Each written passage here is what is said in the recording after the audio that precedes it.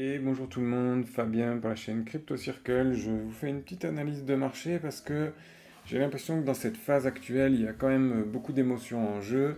Les réseaux sociaux n'y sont pas pour rien. C'est un coup on part en bull run, un coup c'est la fin du monde, bear market, retournement de marché, blablabla. Bref, c'est le yo-yo émotionnel et je trouve pas ça très chouette pour soit les personnes qui ont du mal à gérer leurs émotions, soit pour les nouveaux entrants, soit pour les personnes qui comprennent pas trop l'analyse technique et qui du coup savent pas dans quel cycle ou dans quelle phase du cycle on est ou dans quelle structure on est non plus quoi. Et ça me semble problématique et c'est la raison pour laquelle je me dis que même si le marché est pas très intéressant et que ça sert pas à grand chose de faire une analyse maintenant, ça vaut au moins le coup pour corriger le tir ou contribuer à, j'ai envie de dire plutôt à rééquilibrer un peu sur le plan émotionnel ce qui se passe quoi en dézoomant. Voilà. Donc là je suis sur Bitcoin en unité de temps monthly, donc en mensuel. Comment j'ai construit cette carte que je vais vous expliquer rapidement avec les différents cycles, cycle 1, 2, 3, 4 et on est dans le cinquième là maintenant. J'ai mis des pastilles rouges sur tous les bas de marché et j'ai mis des pastilles vertes sur tous les départs de climax run. Les climax run sont dans un bull run, c'est-à-dire le bull run c'est la phase qui part du bas du marché jusqu'au prochain sommet de marché.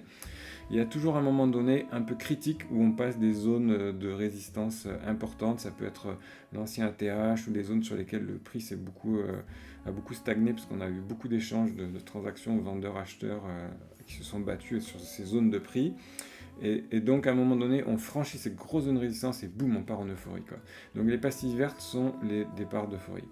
Et je vous fais remarquer que entre les pastilles rouges, regardez la régularité, on a 47 barres ici, 47 barres là. On peut imaginer qu'il y en aura encore 47 là et on va les compter pour voir. Je serai là pour le dire, en tout cas j'espère. Et là, alors j'ai oublié de marquer la pastille verte ici, c'est pas grave. On avait 48 barres ici. Entre les deux qui sont là, on a 48 barres. On peut espérer que là encore, on va avoir 48 barres. Et pour l'instant, ça semble fort bien parti, parce que comme vous pouvez voir, on n'a pas franchi le dernier sommet ici en ligne droite, puisqu'on s'est arrêté dessus et est en train de faire une longue latéralisation, un peu comme on avait eu ici. On était revenu sur le précédent cycle sur des zones clés ici, et on avait une longue latéralisation avant de partir dans le climax run. Voilà. Donc moi c'est cette date là pour fin septembre, hein, c'est le moment que je repérais là. Fin septembre, je ne sais pas trop ce qui va se passer ici, peut encore fluctuer beaucoup, mais je pense intéressant de vous le montrer parce que quand on regarde Bitcoin dans son entièreté, les petits mouvements qu'on voit, je ne sais pas si vous imaginez, mais ils sont tellement ridicules, on ne peut même pas les visualiser, et pourtant ils font peur à tout le monde parce que c'est des plus 10, moins 10, plus 30, moins 15, enfin c'est juste n'importe quoi. Donc tout le monde fait le yo-yo émotionnel alors que là-dedans, quand on dézoome, on n'a rien quoi. Voilà, on n'a juste rien. Et je voulais vous montrer si on passe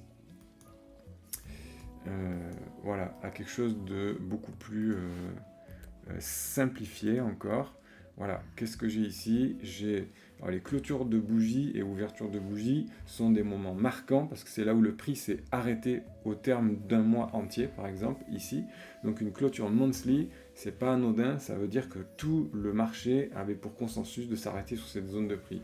Donc on va les noter comme des supports et des résistances, ces clôtures et ouvertures de bougies. Ça peut être aussi des pointes de volatilité, mais c'est moins fort, moins marqué que ça. Et regardez qu'est-ce qu'on a fait là. Après tout le marché baissier et tout le redépart à la hausse, on a une grosse impulsion ici. Et où est-ce qu'elle se termine? Pile poil sur l'ancien ATH. Vous voyez comment ces zones de prix sont importantes de repérer. Et qu'est-ce qu'on a fait derrière? On a une grosse bougie bleue à nouveau, une grosse bougie verte, ça dépend des choix que vous aurez fait pour vos couleurs de graphique, peu importe. Une grosse bougie haussière, pardon.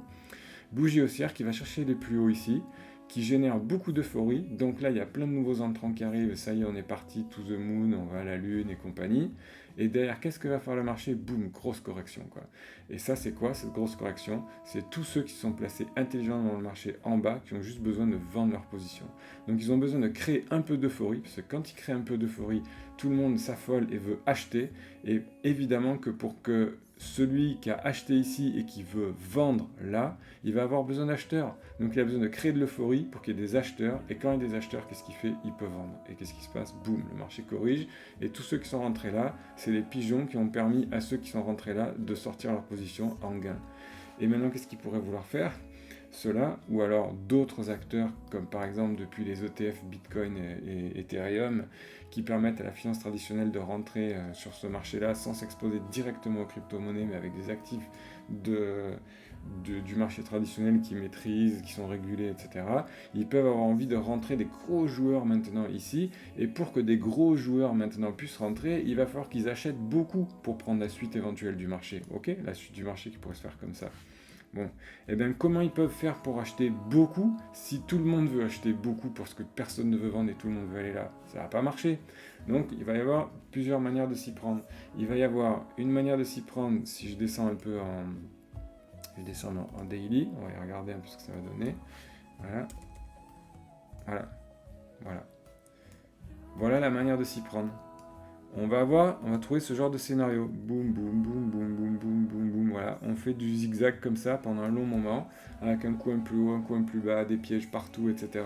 Et ça permet à ceux qui veulent vendre des grosses positions en haut, à chaque fois d'utiliser les pièges que vous constituez cette phase-là, c'est boum, on repart à la hausse, c'est parti, tout le monde achète. Qu'est-ce qu'ils vont faire? Ils vont vendre parce qu'ils ont encore des positions à vendre de toute leur montée.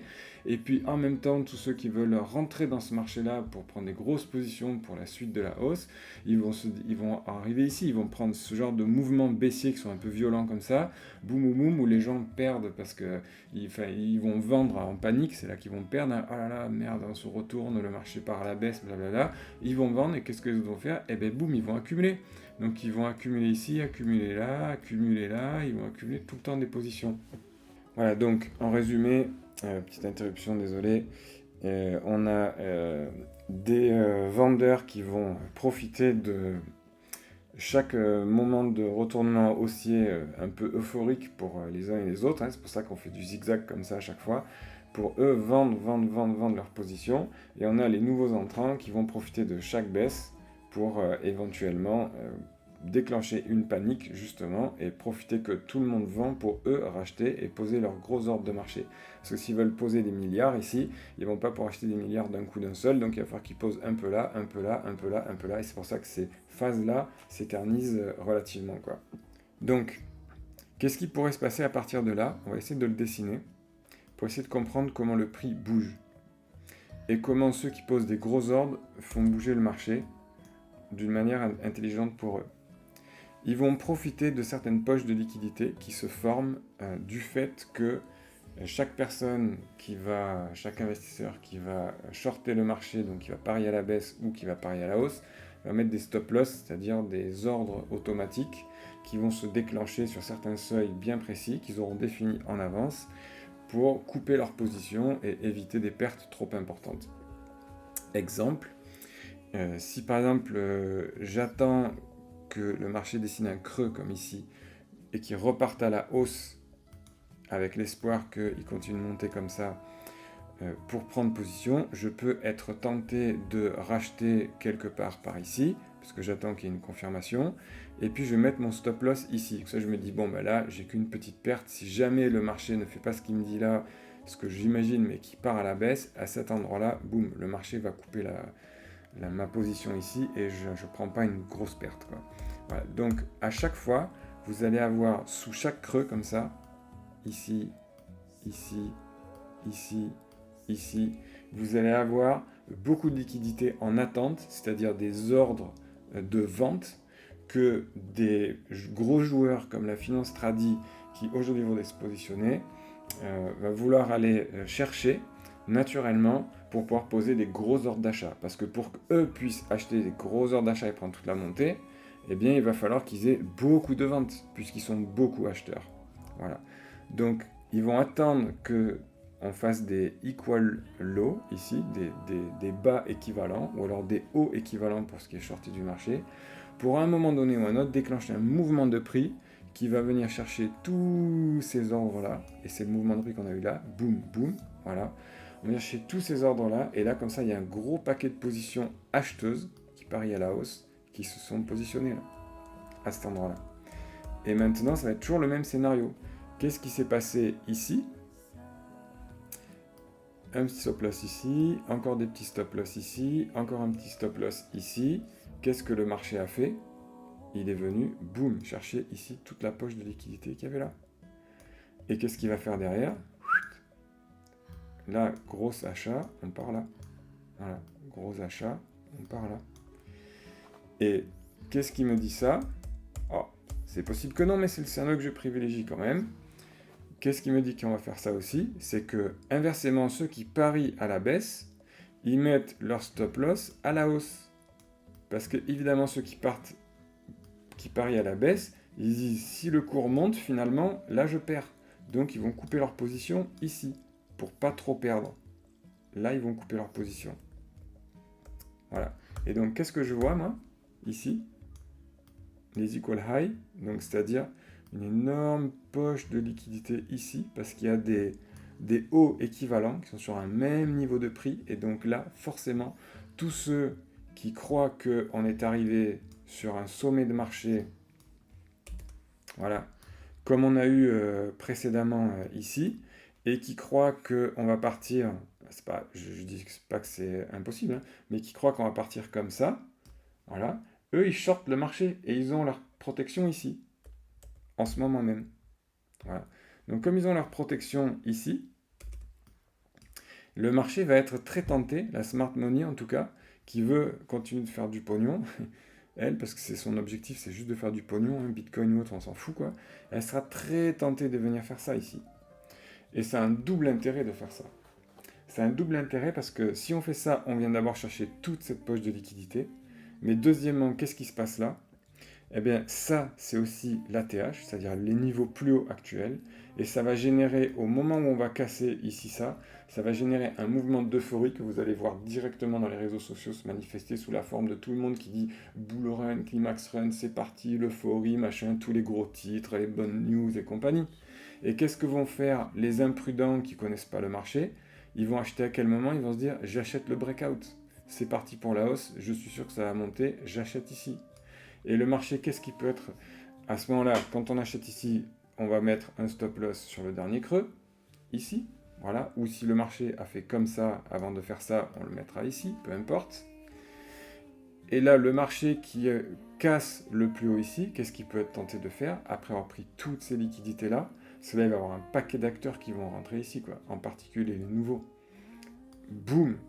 Voilà. Et là, cette fois-ci, on peut venir chercher toutes les liquidités qui sont là.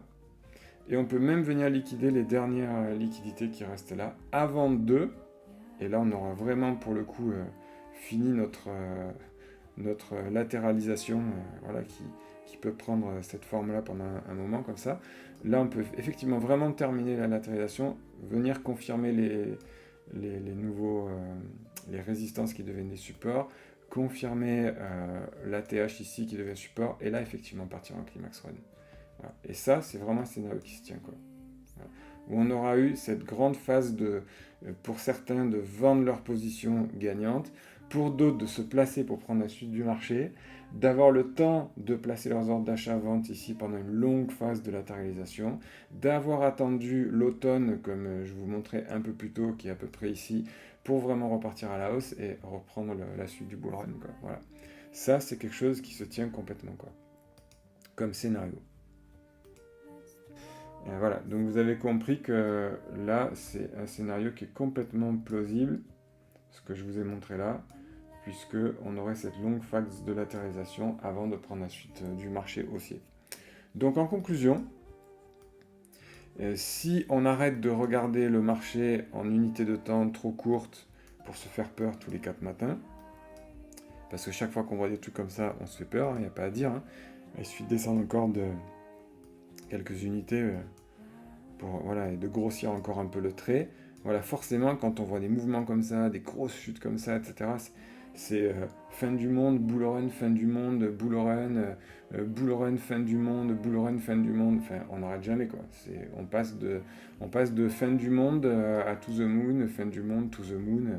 Et là, on pète un câble, quoi. Donc je pense que c'était vraiment intéressant de vous montrer que quand on sort de ce bazar intégral, là, et du bazar des réseaux sociaux, et qu'on revient à ça, voilà, à quelque chose de beaucoup plus rationnel, quoi, voilà, et beaucoup plus apaisant pour l'esprit à observer, qu'on regarde la courbe du Bitcoin dans son ensemble, on est toujours dans une tendance franchement haussière depuis 15 ans maintenant, Voilà, il n'y a pas de problème. Alors elle commence à se lisser un peu, c'est normal, c'est une courbe logarithmique parce qu'on est en échelle logarithmique ici.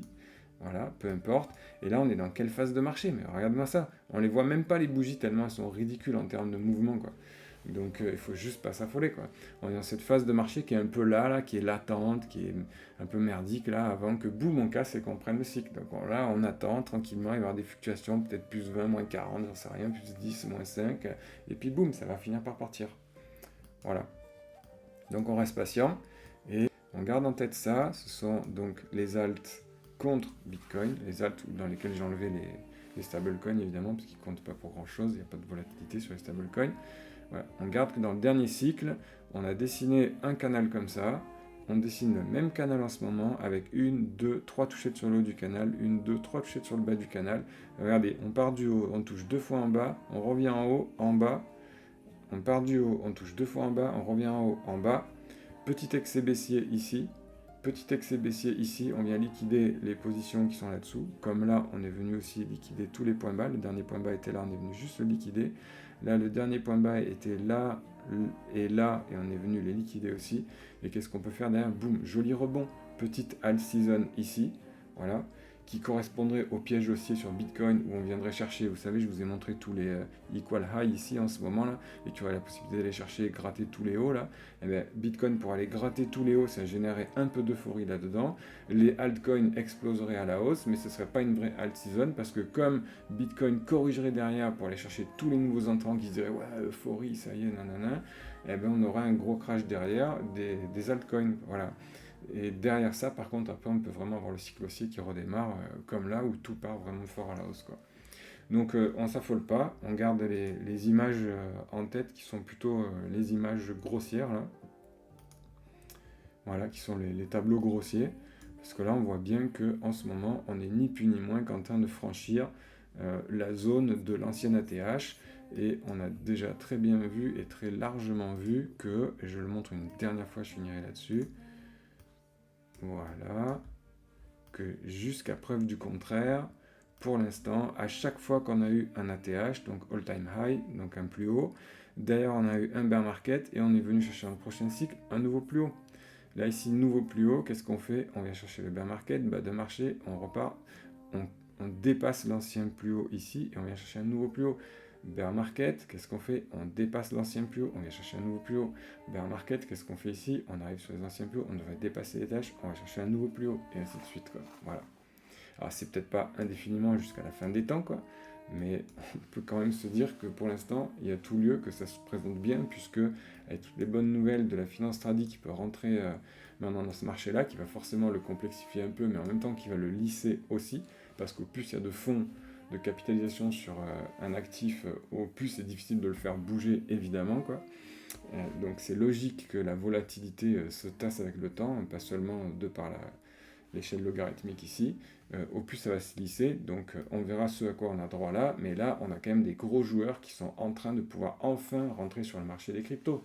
Voilà, et quand ils savent la volatilité et qu'ils savent à quel point les gens sont crédules encore, parce que la psychologie humaine n'a pas beaucoup évolué, ils vont se régaler sur les nouveaux entrants, de faire des phénomènes d'euphorie avec des grosses pressions haussières assorties à des bonnes news de tous les côtés, et quand on a des bonnes news de tous les côtés, le marché explose, et c'est dans ces moments-là qu'on profite de tous les nouveaux rentrants qui rentrent pour vendre à tous ceux qui achètent et faire des gros profits, parce que ceux qui ont acheté là, ils vont faire des gros profits tout le long de la montée. Et ceux qui vont avoir fini d'acheter en haut, ils vont acheter le top de marché, il y en a toujours qui achètent le top de marché, puisque ceux qui vendent ici, ils le vendent à ceux qui achètent, donc nécessairement, il y a toujours des gens qui vont acheter le top de marché. Bon, ben, les derniers pigeons qui vont rentrer, parce que la boulangère leur a parlé de Bitcoin hier en disant que c'est le coup du siècle, et ils vont rentrer là. Ils vont rentrer là et ils vont se faire décimer par ceux qui sont rentrés ici, qui ont besoin de eux, justement, pour vendre leur position et prendre leurs bénéfices, quoi. Voilà. Donc pour l'instant, on est encore très loin de ce stade-là, quoi. On n'est même pas sur des Google Trends et autres, sur un intérêt réel des cryptos à l'échelle mondiale, quoi. Personne ne s'intéresse aux cryptos massivement dans Google, quoi. Donc c'est quand même un indicateur social pour dire que les nouveaux rentrants ne sont pas encore là pour vendre les positions et vraiment partir à la baisse, quoi. Voilà. Donc on est dans un mi-cycle à peu près là en ce moment, une stagnation mi-cycle et passage d'un gros cap parce qu'on a un double ATH ici là à passer, quoi. C'est un peu plus qu'un simple ATH d'avant, quoi, mais voilà. et on attend patiemment. Et puis on regarde qu'est-ce qui se passe en suivant, avec peut-être quand même juste, si jamais on devait avoir un crack, genre crack Covid, là, comme on a eu ici, un événement un peu majeur là, qui se passe, eh bien ce qu'on irait regarder, là je vous ai mis Ishimoku, je ne vais pas le redétailler là, mais vous pouvez comprendre que toutes ces lignes-là sont des supports, on va dire des gros supports. Là, on a le support du nuage, qui est cette zone colorée là. On a le support de la Kijun, le support de la Tenkan, en monthly, qui sont quand même des unités de temps vraiment importantes. On a la Ginspan aussi, qui pourrait trouver elle-même, cette droite-là peut trouver du support sur l'autre droite qui est en dessous, celle qui la soutiendrait là aussi, avant de repartir à la hausse. Donc on a quand même énormément de support sur la zone des 45 000. Voilà. Donc pour moi, tant qu'on est au-dessus des 45 000 $, il n'y a juste pas de quoi s'affoler. Voilà. Ça peut faire peur dans le marché, mais il n'y a vraiment pas de quoi s'affoler. Parce qu'on passe réellement en bear market, en marché baissier, quand à chaque fois on passe sous cette Kijun, voilà, qui est cette droite de référence qui marque les changements de marché, de direction. Et regardez ce qui se passe ici. On fait un nouveau plus haut, qu'est-ce qu'on fait? On casse vraiment la Kijun dessous, on vient la retester, ok, c'est une résistance, marché baissier. Qu'est-ce qu'on fait ici? Marché haussier, on casse à la hausse. Qu'est-ce qu'on fait ici? On fait top marché, on revient sur la Kijun ici, on la passe à la baisse, boum. Qu'est-ce qui se passe? On revient la tester en haut et marché baissier, quoi. On vient la taper une première fois ici, boum boum, on la passe, marché haussier, on revient la chercher une première fois, une deuxième fois, troisième fois ça passe dessous, marché baissier. Qu'est-ce qu'on fait là? On vient passer au-dessus, donc on est reparti comme dans les autres fois, chaque fois qu'on passe au-dessus, on passe dans un marché haussier, et là tant qu'on ne revient pas chercher en dessous de cette zone-là, il n'y a aucune chance, à mon sens, qu'on parte en marché baissier. Voilà, tout au plus, on peut avoir un coup dur qui viendrait faire ça, ce ne serait pas du tout le scénario que je privilégierais, mais on pourrait avoir un coup dur qui ferait ça avant de repartir comme ça, quoi. Voilà. Sinon, on peut juste avoir une stagnation, comme on l'a déjà longuement évoqué, avant de partir comme ça, quoi. Voilà. Et ça, c'est vraiment le scénario que je vais privilégier. Voilà, c'était juste pour vous faire un dernier point rassurant, au cas où il y en aurait un événement majeur, là, on pourrait se dire, ah oui, c'est vrai, il y a quand même ça, on va plutôt regarder ce qui se passe ici, parce que ça va pas passer comme ça d'un coup d'un seul non plus, ça n'existe pas les mouvements qui font ça comme ça. Voilà, ça n'existe pas, le marché a besoin de confirmation, quoi. Il est intelligent. Je vous souhaite une bonne journée, une bonne semaine, peut-être un bon mois ou même un bel été, parce que si dans la phase qui est ici, rien ne se passe jusqu'à l'automne où j'attends moi mon point de repère fin septembre là, pour le démarrage du Climax Run, en tout cas si rien de majeur ne se passe, il n'y a pas de raison que que je contribue à ce que font les réseaux sociaux aujourd'hui, c'est-à-dire créer du FUD et du FOMO. FOMO, Fear of Missing Out, la peur de rater le train, et FUD, Fear, Uncertainty and Doubt, qui est juste le doute de « oh là là, ça va cracher, machin ». Donc voilà, on passe notre temps entre euphorie et peur sur les réseaux sociaux, et j'ai pas envie de contribuer à ça. Voilà. À bientôt, j'espère que cette vidéo vous aura donc servi, et puis on se revoit pour la prochaine.